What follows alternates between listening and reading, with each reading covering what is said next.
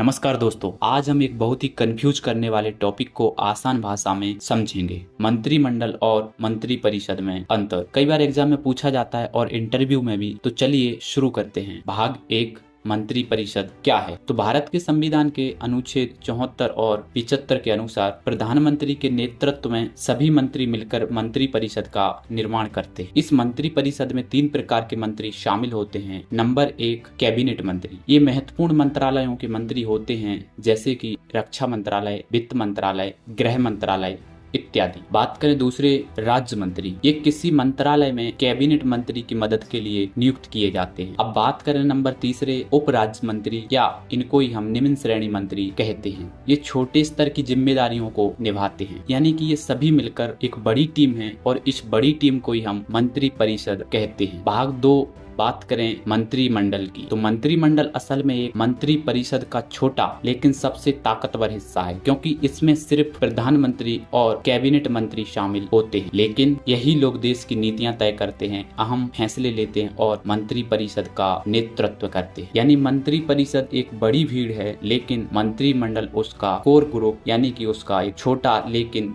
महत्वपूर्ण हिस्सा है। बात करें मंत्रिमंडल और मंत्री परिषद में अंतर की, तो मंत्री परिषद प्रधानमंत्री और सभी मंत्रियों को मिलाकर बनती है, जबकि मंत्रिमंडल प्रधानमंत्री और कैबिनेट मंत्री को मिलाकर बनती है। बात करें इनके आकार की, तो मंत्री परिषद में मंत्रियों की संख्या ज्यादा होने के कारण इसका आकार बड़ा होता है, वहीं मंत्रिमंडल में मंत्रियों की संख्या कम होने के कारण इसका आकार छोटा होता है। बात करें संविधान में स्थिति की, तो भारतीय संविधान के अनुच्छेद 74 और 75 में मंत्री परिषद का उल्लेख है, जबकि मूल संविधान में मंत्रिमंडल शब्द का उल्लेख नहीं था। इसे हमने 44वें संविधान संशोधन 1978 के द्वारा कैबिनेट शब्द के माध्यम से जोड़ा गया। बात करें कि मंत्री परिषद में मंत्रियों की संख्या कितनी होती है, तो मंत्री परिषद में मंत्रियों की संख्या कम से कम 70 से 80 के करीब होती है और मंत्रिमंडल में सदस्यों की संख्या 25 से